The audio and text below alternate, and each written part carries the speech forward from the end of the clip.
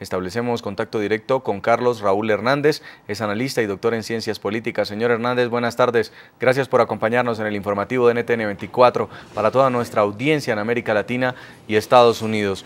Como lo escuchábamos en el informe, el 70% de los venezolanos considera que la inseguridad es el peor problema que agobia al país. Quizá el reto de quien llegue al Palacio Miraflores una vez los venezolanos entreguen su decisión el próximo domingo. ¿Se trata de un tema de percepción o está desbordado el tema de la inseguridad en Venezuela?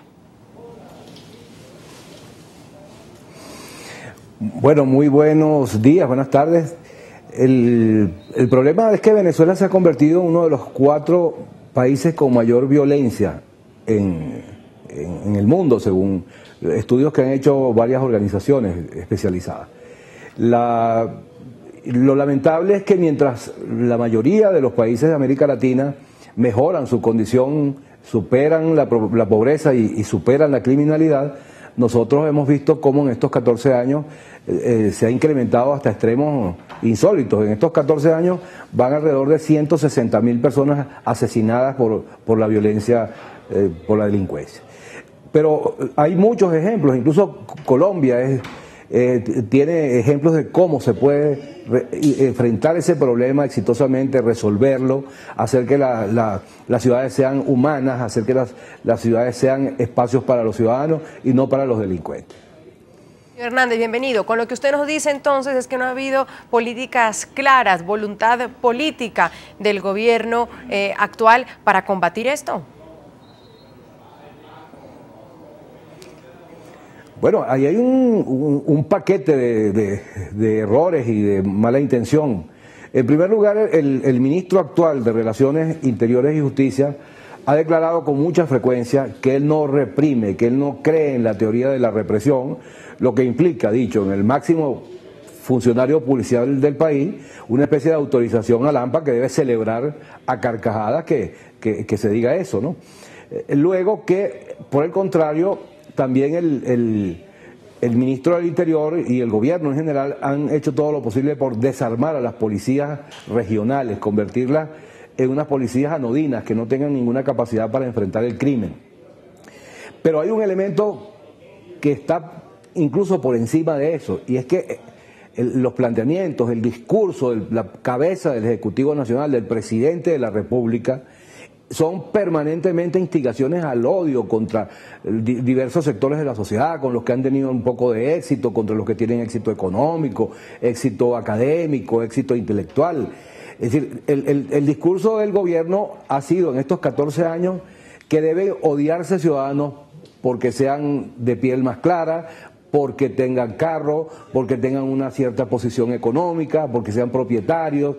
Ha sido la idea que ha movido al gobierno como gobierno que en su corazón que es marxista y quiere convertir a Venezuela en una especie de imitación de Cuba, es la lucha de clases. Entonces, naturalmente, que cuando un presidente que es al fin y al cabo un modelo de comportamiento social para las generaciones que se forman, está permanentemente señalando de malvados, de injustos, de egoístas, incluso con calificativos irrepetibles públicamente a un sector de la sociedad.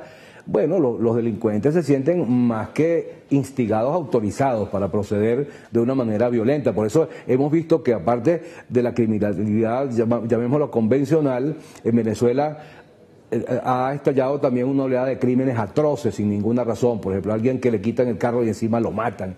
Eso es producto, sin ninguna duda, del discurso de Hugo Chávez y de lo que ha inoculado Hugo Chávez a la sociedad venezolana. Ahora, señor Hernández, el tema de la crisis carcelaria, hablamos de un hacinamiento de más del 200%, enfrentamientos entre reos que han dejado casi decenas de muertos en Venezuela. ¿Cuál es, en su opinión, la solución a este problema y a la situación de hacinamiento que está ocurriendo en las cárceles y lo que deberá enfrentar el nuevo gobierno?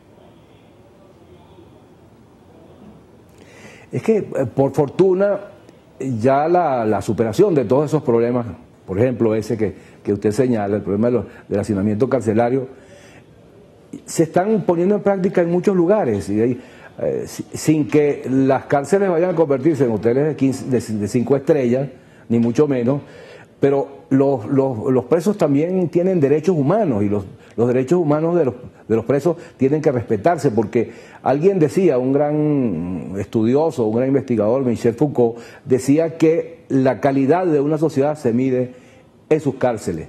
¿Cómo se trata a los que están pagando penitencia por haber cometido un crimen?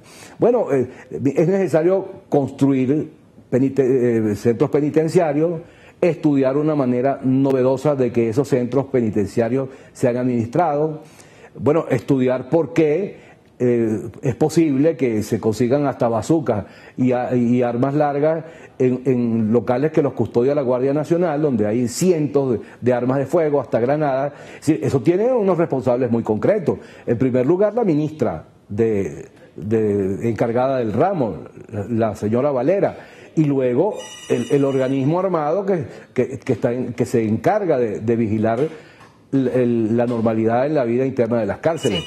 Ahora, lo que también sabemos es que se mueven cientos de millones de bolívares y a veces hasta miles de millones de bolívares en un tráfico ilegal que es el que ha permitido que esos centros se conviertan en una especie de fortines.